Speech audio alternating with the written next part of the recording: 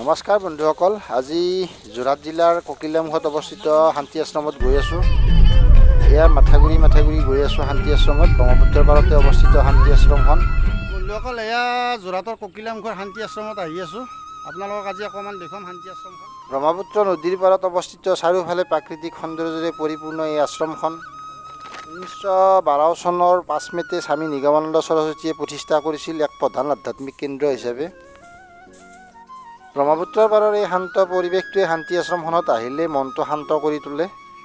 এইখনেই আছিল ককিলামুখৰ শান্তি আশ্ৰম।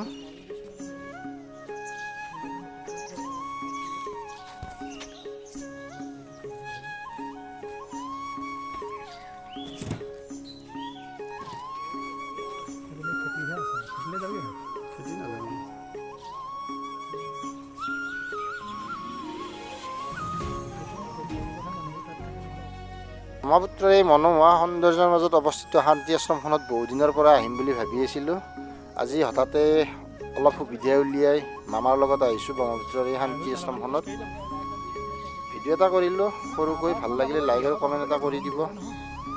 এইখনেই আছিল যোৰহাট জিলাৰ ককিলামুখত অৱস্থিত ব্ৰহ্মপুত্ৰৰ পাৰৰ শান্তি আশ্ৰম।